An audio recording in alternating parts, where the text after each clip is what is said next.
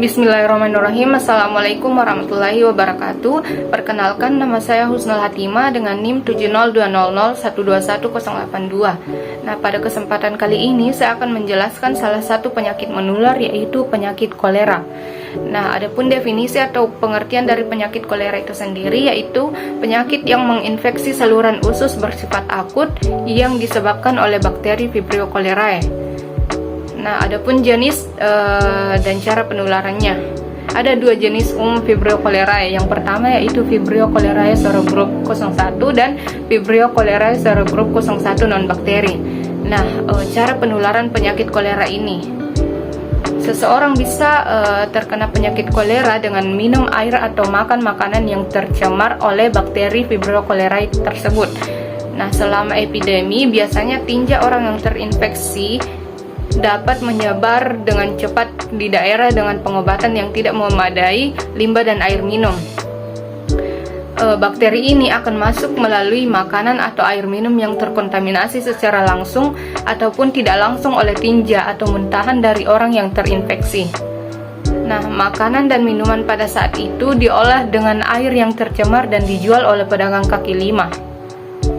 Bahkan sayuran dan buah-buahan yang telah dicuci dan dibasahi dengan air limbah yang tidak diolah juga menjadi media penularan.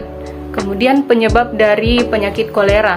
Yang pertama yaitu paparan kebersihan yang buruk, makan makanan mentah atau kerang, serta kekurangan asam klorida yang dapat meningkatkan kerentanan.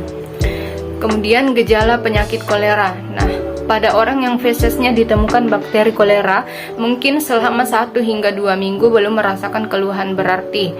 Tetapi saat terjadinya serangan infeksi, maka tiba-tiba terjadi diare dan muntah dengan kondisi yang cukup serius. Nah, adapun tanda dan gejala yang ditampakkan, yaitu yang pertama diare yang encer dan berlimpah tanpa didahului oleh rasa mulas atau tenesmus. Yang kedua, feses atau kotoran tinja yang semula berwarna dan berbau berubah menjadi cairan putih keruh seperti air cucian beras tanpa bau busuk ataupun amis, tetapi seperti manis yang menusuk. Kemudian feses atau cairan yang menyerupai air cucian beras ini bila diendapkan akan mengeluarkan gumpalan-gumpalan putih. Nah, diare ini terjadi berkali-kali dan dalam jumlah yang cukup banyak.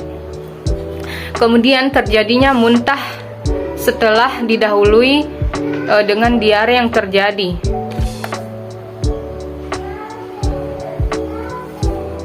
Nah, penderita tidaklah merasakan mual sebelumnya. Kemudian kejang otot perut bisa juga dirasakan dengan disertai nyeri yang hebat.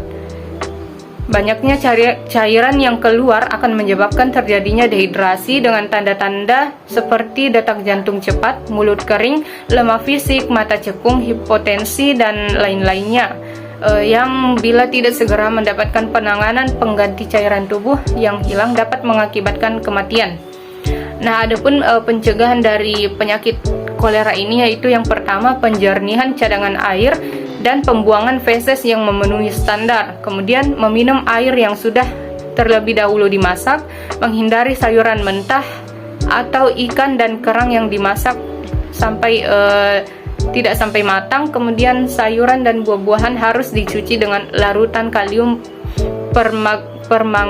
permanganat.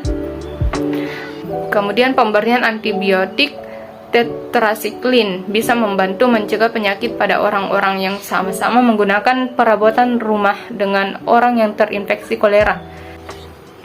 Kemudian penanganan dan pengobatan penyakit kolera. Nah, penderita yang mengalami penyakit kolera harus segera mendapatkan penanganan segera, yaitu dengan memberikan pengganti cairan tubuh yang hilang sebagai langkah awal. Nah, pemberian cairan dengan cara infus atau drip adalah yang paling tepat bagi penderita yang banyak kehilangan cairan, baik melalui diare ataupun muntah. Nah, selanjutnya adalah pengobatan terhadap infeksi yang terjadi, yaitu dengan pemberian antibiotik atau antimikrobial seperti tetrasiklin, doxycycline ataupun golongan fibramycin.